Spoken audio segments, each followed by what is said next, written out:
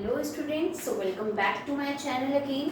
So in this video we are going to talk about qualitative characteristics. Okay, qualitative characteristics की बात की जाए तो ये ऐसे characteristics होते हैं जो कि बहुत ज़्यादा important attributes होते हैं आपकी accounting information के. जब आप accounting करते हैं तो आपको इन्हें बहुत अच्छे से कंसिडर करके आपकी अकाउंटिंग करनी चाहिए. So let's start. Okay, first point जो कि हमें बहुत ज़्यादा कंसिडर करना होता है, ध्यान रखना होता है while making accounts. So this is reliability. Okay, reliability क्या होता है कि ऐसे अकाउंट्स बनाइए कि कोई भी अगर उसे जब एक्सेस करता है, ठीक है, या फिर आपके अकाउंट्स असेस होते हैं तो वो जो इंफॉर्मेशन आप दे रहे हैं, ठीक है, वो रिलायबल होनी चाहिए, मीन्स ट्रस्ट वर्दी होनी चाहिए. अब आप रिलाय कैसे करेंगे उस पर? भाई आपके पास कोई भी एविडेंस होता है किसी चीज़ का, तभी आप किसी चीज़ पे ट्रस्ट करते हैं, ठीक है. तो जब हम अकाउंटिंग करते हैं तो बेटा आपका सबसे फर्स्ट डॉक्यूमेंट जो होता है ना, जैसे आपने किसी को भी परचेज सेल्स करी आपकी सॉरी बिजनेस में, तो आप उसे क्या देंगे? एक रिसिप्ट की फॉर्म में उसे कैश मेमो, अगर उसने कैश में कुछ लिया तो आप एक कैश मेमो पे उसकी सारी डिटेल्स वगैरह लिख कर देते हैं, ठीक है. परचेज इनवॉइसेस, तो ये जो होते हैं हमारे सोर्स डॉक्यूमेंट्स होते हैं. ये सबसे पहले यहाँ रिकॉर्डिंग होती है, ठीक है. उसके बेसिस पे ही आप आगे रिकॉर्ड करना शुरू करते हैं आपका बुक्स ऑफ ओरिजिनल एंट्री में, that is journal proper and all. Okay, तो हम लोग जब भी कोई अकाउंट्स बनाते हैं, अगर किसी को हमारे अकाउंट्स पे ट्रस्ट ना हो तो वो उस सोर्स डॉक्यूमेंट के बेसिस पे हमारे अकाउंट्स की ट्रस्ट वर्दीनेस को एक बार चेक कर सकता है कि ये अकाउंट्स जो बनाए गए हैं, ये जो इन्फॉर्मेशन रिकॉर्ड करी गई है, ये रिलायबल है या नहीं है. Okay, so I hope this point is clear with all. Okay, now second is relevance. अब रेलेवेंस क्या होता है कि आपने जब भी अकाउंट्स बनाए तो जो आप अकाउंटिंग इन्फॉर्मेशन रिकॉर्ड कर रहे हैं वो रेलेवेंट होनी चाहिए, मींस उसमें कोई भी आप अननेसेसरी या इररेलेवेंट इन्फॉर्मेशन को ना रिकॉर्ड करें, ठीक है.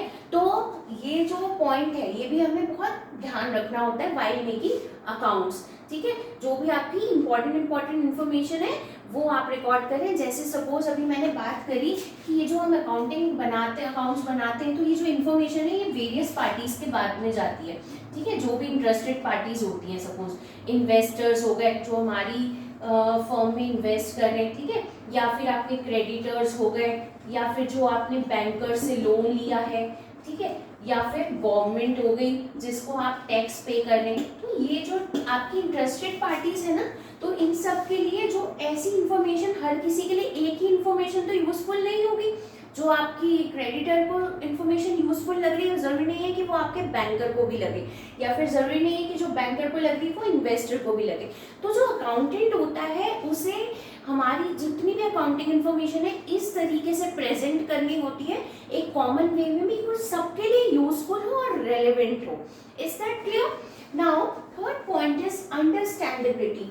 अब बात आती है अंडरस्टैंडेबिलिटी. भाई आप अपने कोई भी चीज़ जब बनाते हैं या कोई भी इंफॉर्मेशन को रिकॉर्ड करते हैं तो उसे इस तरीके से करेंगे कि वो आपको जब आप दूसरों को शो करें, प्रेजेंट करें इंटरेस्टेड पार्टीज को, तो वो अंडरस्टैंडेबल हो, ठीक है. तो अंडरस्टैंडेबल कैसे होगी? जब अब सपोज आपने आपके एम्प्लॉयज को वो इन्फॉर्मेशन दिखाई, ठीक है, तो जरूरी नहीं है कि उसे वो अकाउंटिंग नॉलेज हो.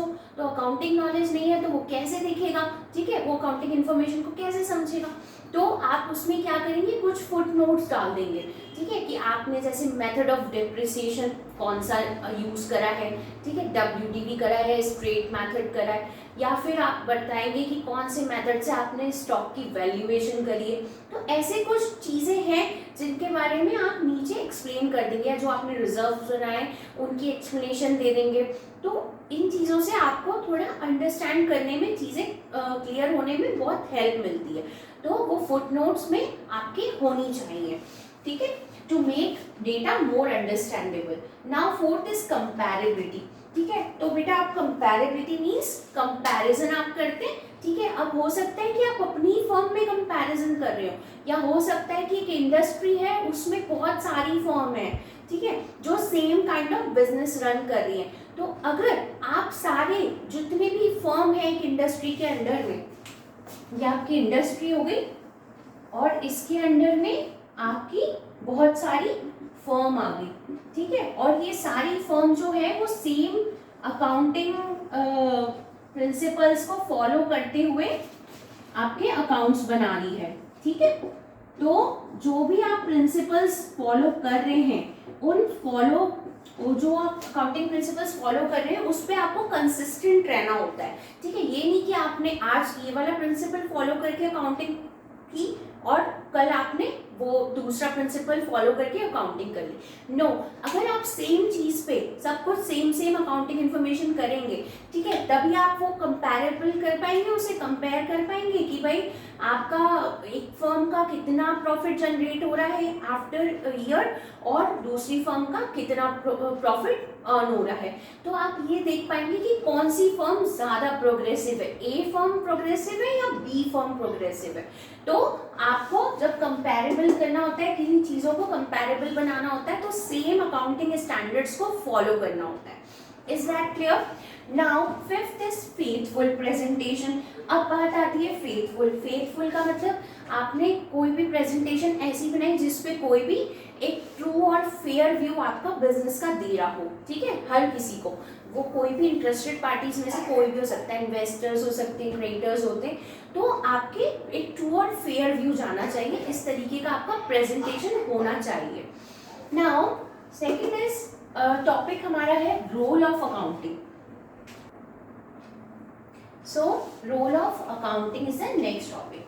Role of a language, first is role of a language. अब ये लैंग्वेज कैसे है, हम किसी भी चीज़ को अपनी फीलिंग्स को, अपने इमोशंस को कम्युनिकेट करना होता है, तो हमें सेम काइंड ऑफ लैंग्वेज आनी चाहिए, ठीक है, जिससे हम अपनी बात को कम्युनिकेट कर सके दूसरे पर्सन तक, ठीक है। तो ये एक लैंग्वेज की तरह रोल प्ले करता है कि हमारी जितनी भी सारी अकाउंटिंग इंफॉर्मेशन होती है, ठीक है, वो आप इस तरीके से प्रेजेंट करते हैं कि उससे आपका सारा जो भी बिजनेस एंटरप्राइजेस की जितनी भी इंफॉर्मेशन है वो पर्सन को कम्युनिकेट हो जाती है।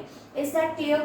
Now role of a historical record. अब भाई अकॉर्डिंगली, जैसे मैंने आपको बताया था कि आप कोई भी मार्केट वैल्यू को इग्नोर करते हुए कॉस्ट, उसी हिस्टोरिकल कॉस्ट पे ही वर्क कर रहे हैं, तो ये जो जितने भी आपके पास्ट में जितने भी आपने असेट्स परचेज किए थे या जो भी आपके असेट्स आपके पास हैं, ठीक है, उन्हें आप एक हिस्टोरिकल कॉस्ट पे ही रिकॉर्ड कर रहे हैं, तो आपका सारा पास्ट में जो भी डेटा था वो सारा आपका रिकॉर्डेड है already.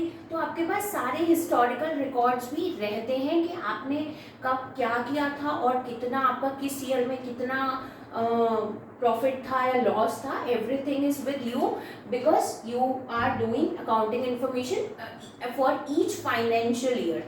Okay, now third point is role of determining the net profit. अब भाई नेट प्रॉफिट तो ऑब्वियसली हम अकाउंटिंग करके ही निकाल पाते हैं by making profit and loss account. Okay, now fourth is role of determining the financial position. अब फाइनेंशियल पोजीशन कैसे निकालते हैं आप? By making balance sheet. तो ये एक बहुत बड़ा रोल है अकाउंटिंग का, जो कि बैलेंस शीट जो है आपका एक्चुअल स्क्रीन पिक्चर होता है आपकी फाइनेंशियल पोजीशन का, ठीक है, कि आपकी बिजनेस की जो पोजीशन है मार्केट में वो कैसी है, साउंड है या नॉट साउंड है, ठीक है। Now fifth point, role of information system. अब आपको ये सारी इंफॉर्मेशन प्रोवाइड करता है, ठीक है, फॉर हर एस्पेक्ट की इंफॉर्मेशन आपको देता है, ठीक है, कि आपके कितने एक्सपेंसेस इनकर्ड हो रहे हैं या आपका कितना रेवेन्यू जनरेट हो रहा है। आपको सिर्फ अकाउंटिंग देखकर ही, आपकी सारी बुक्स ऑफ अकाउंट्स देख करके ही आपको सब चीज़ें पता चल जाती हैं। तो आपके लिए इंफॉर्मेशन सिस्टम का रोल प्ले करता है accounting. Now role of service provider. अब ये सर्विस प्रोवाइडर कैसे है, क्योंकि ये आपको इंफॉर्मेशन दे रहा है, ठीक है, तो ये आपके लिए बहुत हेल्पफुल होगी इंटरेस्टेड पार्टीज के लिए। इन्वेस्टर्स हैं तो वो ये डिसाइड करेंगे कि भाई इस फर्म में कितना डिविडेंड दिया जा रहा था, तो हम इसमें इन्वेस्ट करें कि ना करें। तो वो आपके फ्यूचर के जो प्रॉफिट्स हैं वो फोरकास्ट करके ये डिटरमाइन कर सकते हैं कि हमें कितना इन्वेस्ट करना चाहिए इस फर्म में। तो क्रेडिटर्स हैं, ठीक है, या फिर आपके एम्प्लॉयज़ हो गए या फिर आपके बैंकर्स हो गए, जो जिनसे आपने लोन रेज किया है, तो each and every person needs accounting information, final accounts of your firm, कि वो ये देख पाएँ कि इसमें इन्वेस्ट करना हमारे लिए प्रॉफिटेबल होगा या नहीं होगा, या फिर ये आपकी क्रेडिबिलिटी चेक करने के लिए भी किया जाता है। तो ये जो अकाउंटिंग इन्फॉर्मेशन है वो एज अ सर्विस प्रोवाइडर भी रोल प्ले करती है, बिकॉज ये सारी इन्फॉर्मेशन क्या कर रही है, उन्हें डिसीजंस लेने में हेल्प कर रही है। ओके, आई होप कि आपको ये कैरेक्टरिस्टिक्स और ये रोल ऑफ अकाउंटिंग बहुत अच्छे से क्लियर हो गया होगा। ये हमारे चैप्टर का लास्ट एंड फाइनल टॉपिक्स थे। तो आपका ये chapter first, meaning and objectives of accounting, यहीं पे हम एंड करते हैं। अगर आपको इस चैप्टर से रिलेटेड कोई भी क्वेरी है तो आप इन वीडियोस को पहले रिवाइंड करके एक बार ज़रूर देखिएगा, और फिर भी अगर आपको कोई भी प्रॉब्लम या क्वेरी लगती है तो आप कमेंट सेक्शन में मुझसे इजीली पूछ सकते हैं। Thank you for watching. Okay, so we will meet in the